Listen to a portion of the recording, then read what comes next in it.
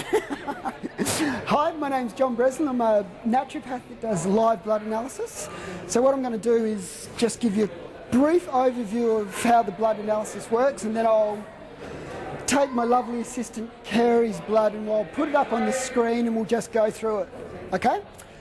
Now this blood analysis uses two techniques. I need a megaphone. Uses a live sample and a dried sample. Is that loud enough? The live one will show up your white blood cell count, various nutrient deficiencies, essential fatty acids, a whole ream of things we'll go through. And then the dried one is for oxidative stress. Now everyone's familiar with the free radical scenario? Yeah? Nodding heads, yes? So the live or the dried sample is about oxidative stress. So if you've got a diet that's lacking in antioxidants, say, it's going to show up in the dried sample. All right, so Kerry, let's get you up.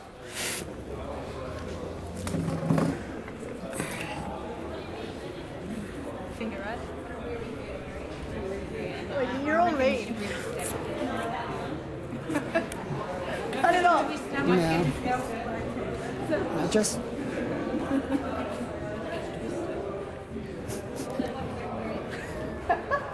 Carrie? Oh, really? No, lean forward. Cool. As the finger comes into the screen, just start bleeding. Be like a... Okay. And it's peripheral blood, so I'm not taking it from arm or venous or anything.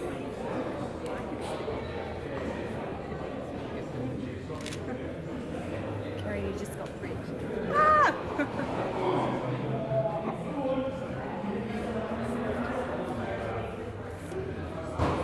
Just leave your hand there, Kerry.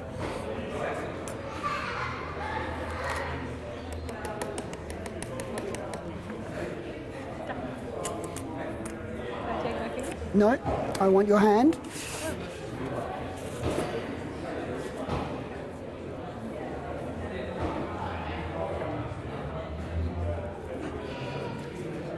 Yield to me. Okay. Now I'm just going to let that dry there for a couple of seconds. Kerry, you just stay there.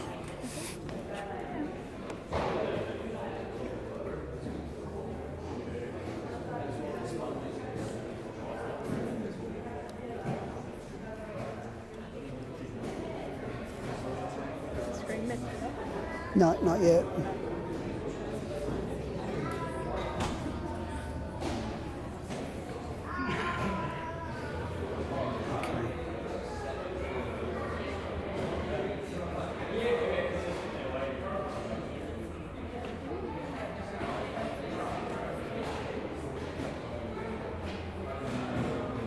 I should add some beta blockers.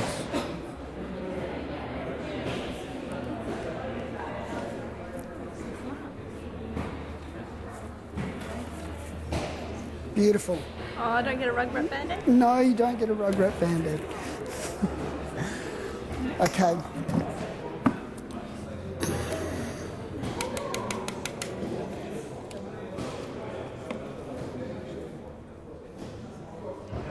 So what I usually do is I take the blood first and then I have a quick look around. I'll do a white blood cell count and then that gives me an idea of what your immune system's doing and how active your white blood cells are. And then I usually put it up on the screen. Okay, there's two components to the live sample. There's dark field and then there's phase. And it's just a different way of looking at the blood. So one dark field, and I'll show you what that looks like.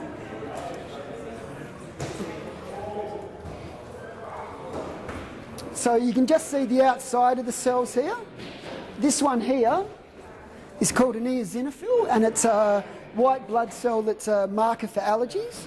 So if Kerry had a lot of allergies, she would have lots of these through her blood, and I can say, okay, have you got a lot of allergies? Have you allergic to anything? And so we can tease that out a bit further.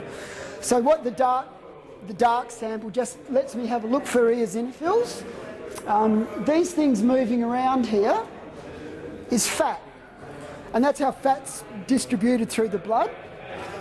and they just move in and out of focus. And it's called Brownian movement. So they're not actually moving, they just appear to be moving.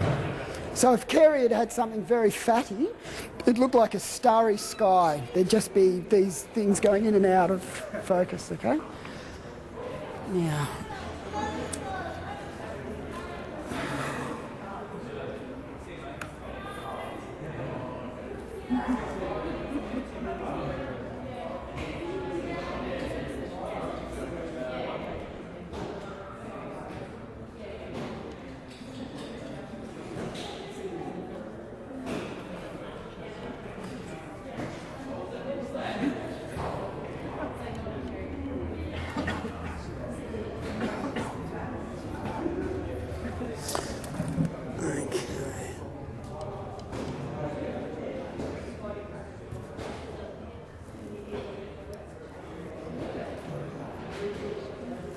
Now this is the phase, and as you can see, you're looking through the blood cell now. So a blood cell, quick biology lesson, it looks like a donut, and it's got a thin membrane that goes through the middle, and that's so it can squash down to go through the capillaries. So that's what you're looking at when you're looking at this bit in here, okay? Now this clump up in the side here, up here, they're platelets, so that's what helps your blood clot. So because they're all clumping together, we know that Kerry hasn't been eating enough essential fatty acids. So I'd say, you know, what's your diet like, Kerry? And she'd say, okay, this, and this. And so, okay, we need to have some more omega-3, so. And also the cells are clumping together as well. And this could indicate that the essential fatty acids are not as high as they should be.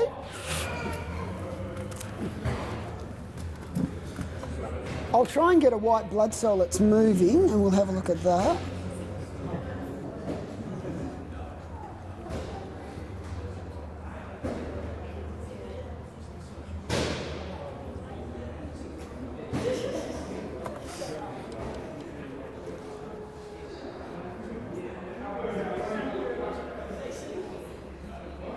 Where's your white blood cells, Kerry? I'm sure they're in there.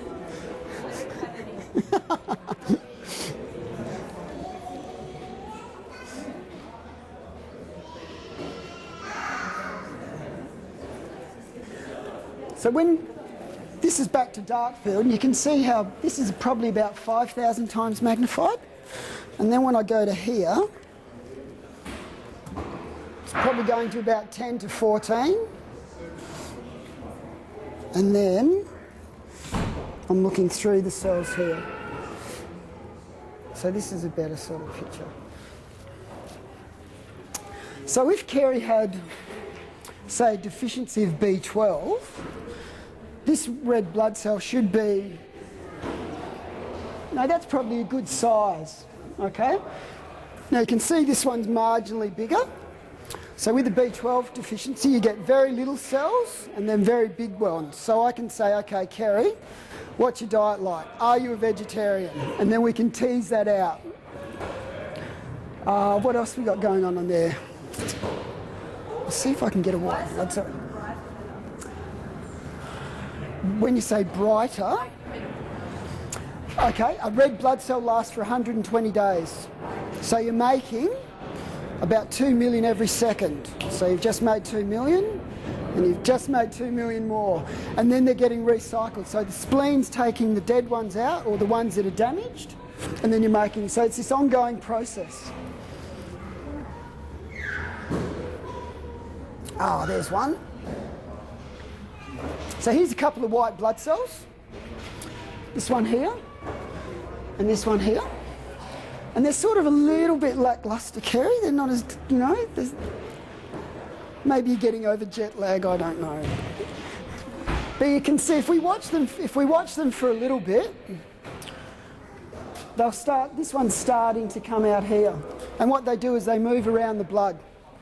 So what I can see, if someone comes in and they're very ill, their white blood cells will be stationary. So I can say, okay, they're not moving. And then I can say, okay, maybe we'll try echinacea or what other herbs and to try and get them moving again. but they're a good marker of how people feel. So if you're fit and active, usually your white blood cells will be accordingly fit and active.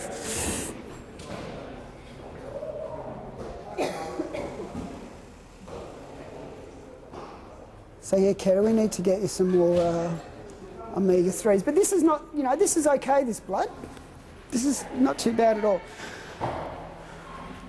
Now, what else happens is with, if you've got a blood glucose problem, what happens, your cells can swell up and you'll lose this centre.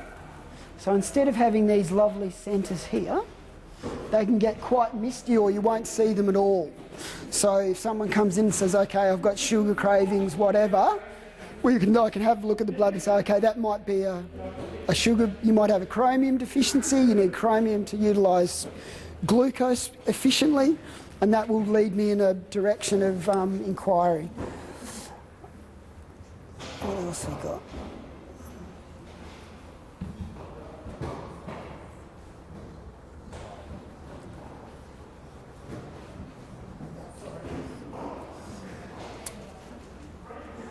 This one here is a great one. This one here is called an echinocyte, and you'll get them when your liver's actively detoxing, as it does it constantly.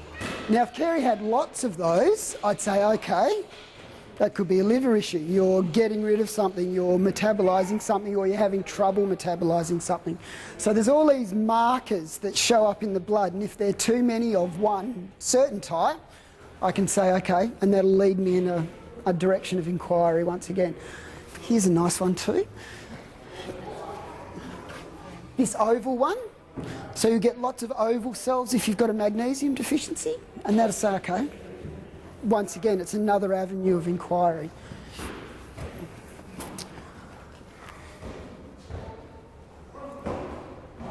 I'll use this one too. Is there anyone of Greek descent or Mediterranean descent in the audience? There's a disease called thalassemia. What will happen in thalassemia, you can't make red blood cells, you've got a problem with forming them, and what you'll get is these cell shapes here, and they're called sickle